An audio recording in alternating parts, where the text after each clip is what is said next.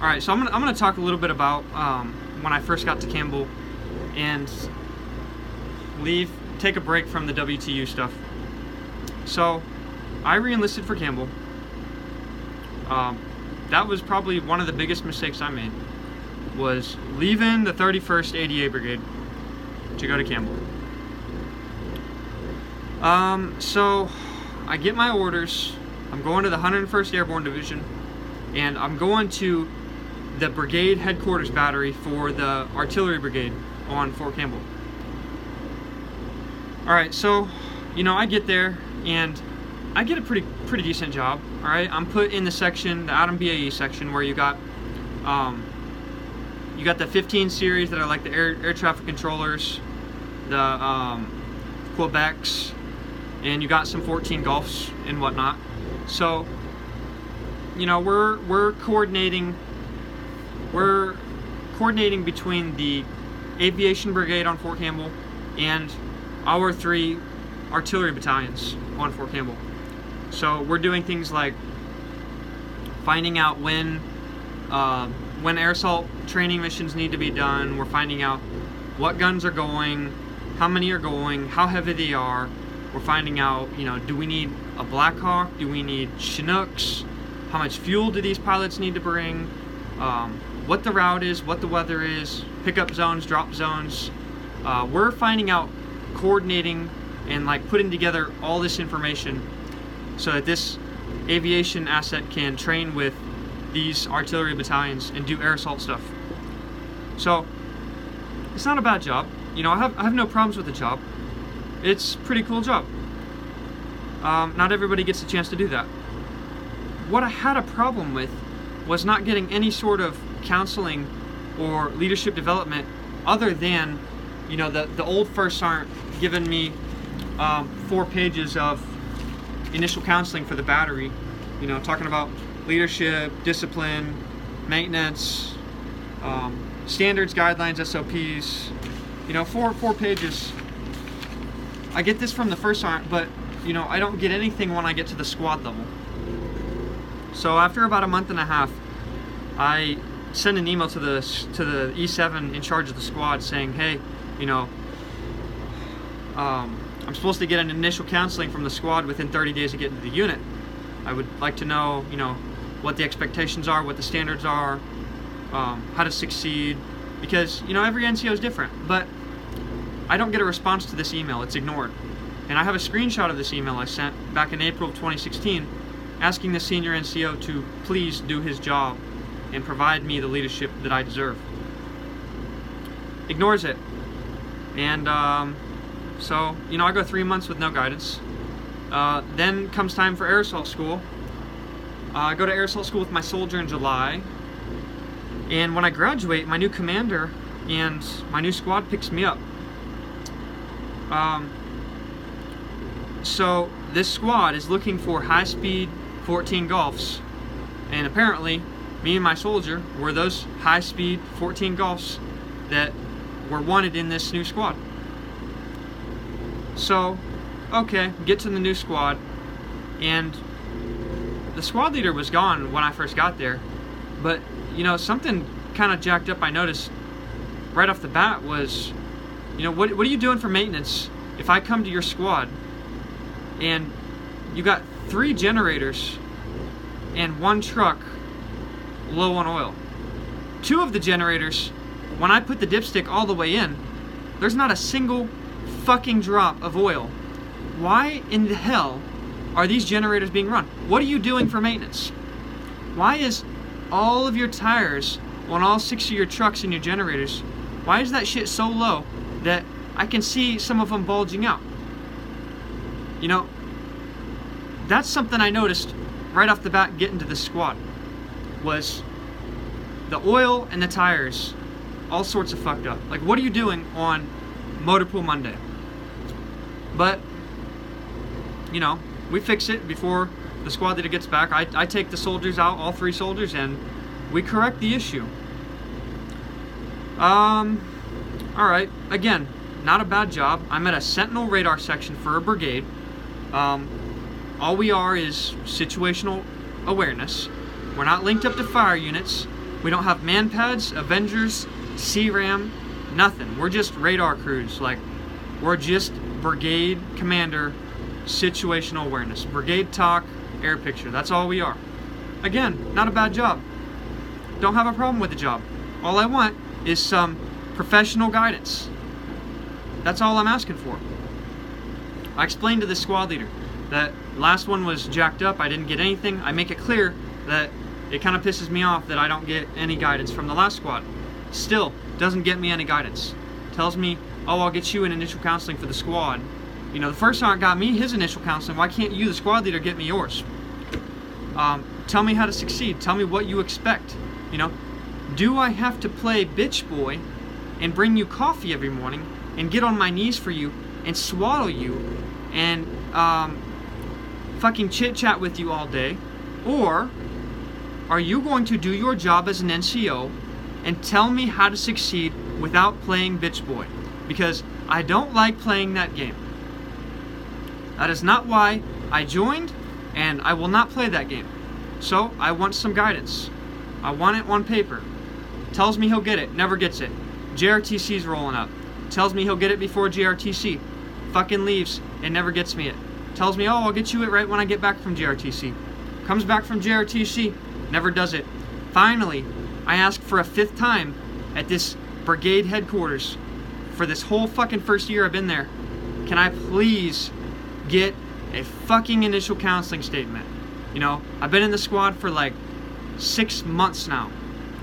It's almost time for my NCOER. You guys took so fucking long to even think about getting me one, but still, I don't get one. I get nothing the whole year. My fucking counseling packet is like ghost. There's maybe a data sheet in my counseling packet, and then on all the little dividers in the counseling packet, it tells you the battery standard, but there's nothing behind all those cover sheets. So, even though I've asked all these times, I get nothing, alright? So, here I am, into my video, and I'm not even to the NCOER section because I'm talking about how screwed up you are the whole year prior. So now we're getting close to the NCOER, right?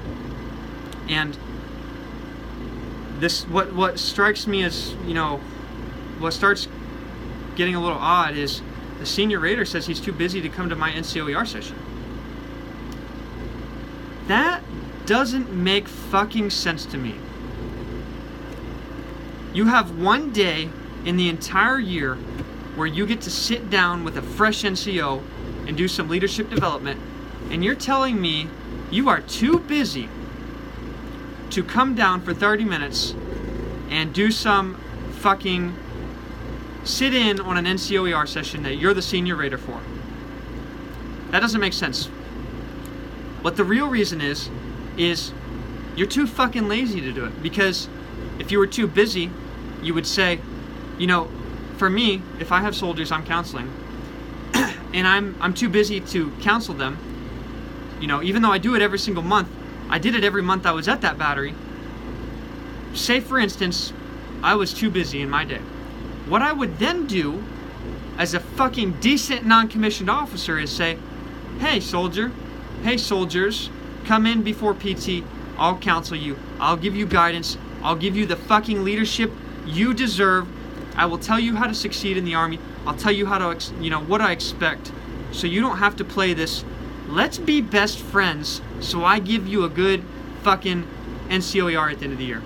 So, okay. Too fucking lazy to come down from division and get off his ass to come to my NCOER session. And I say lazy because if you were too busy, you would do it in the morning or the afternoon after work. Or, you know, I didn't get any of that. It wasn't even so much as, oh, let's go meet up at IHOP this weekend, you know? Why the fuck are you, the 20-year non-commissioned officer, senior NCO, making $70,000 a year? Why is it too hard for you to invest any of your personal time into fucking leadership development for a fresh NCO? Why can't you take 30 minutes out of your weekend if you're too fucking busy?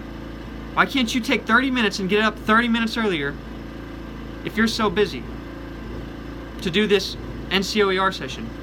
To make sure that your staff sergeant and your squad leader is conducting it fairly, properly. So, what is so hard about saying, I'm not going to be a lazy piece of shit today and do some leadership development? Why is that so fucking hard? So, another question I have is, why does all leadership development seem to cease to exist once you hit E5? You know, is it because your first sergeant is only fucking checking your E4 and below packets? Is it because they're only checking soldier packets? Am I all of a sudden not a soldier anymore because I put stripes on my chest? You know, or is it because the name changes, you know, the leadership development changes the name from counseling to NCOER support form? Is that the fucking reason? Just because the name changes, it's now, you know, it ceases to exist? So, you're claiming you're too fucking busy to get off your ass from division and come to my NCOER session, yet you're probably going home at 10:30 for lunch, and you're probably going home at fucking 3 p.m. in the afternoon. You know, what's really sad about this is, even though you're the 20-year non-com, I can go find people working minimum wage, making a quarter, making a fifth of what you're making. You're $70,000. United States government fucking pays you to sit on your ass at your desk job. I can go to a minimum wage job and find multiple people in a single fucking stop that will put more effort into this organization than you, the fucking 20-year senior non-commissioned officer at a brigade headquarters. And that is fucking sad. So, I don't even have time to get to the NCOER session because you fucked off so much all year, I've had to explain you fucking off all year, okay? Now I don't even have time to get to your fucked up NCOER session. And here's another thing I want to tell you. If you're too lazy to type up a 30-minute NCOER support form 5 times throughout the year that I've asked you, then I better see a fucking highly qual on my NCOER at the end of the year. Because if I don't see a highly qual, I'm gonna tell you, no, you can take that NCOER and you can shove it up your ass, because you are a lazy piece of shit that claims to be defending this country. Wearing that uniform around, wearing those 7 stripes around, and collecting that $70,000 paycheck that a 20-year E7 makes. And let me tell you something else. Just because you give your fresh staff sergeant a 1/1 does not mean he knows a goddamn thing about NCOER sessions. And I'm gonna get into that next time.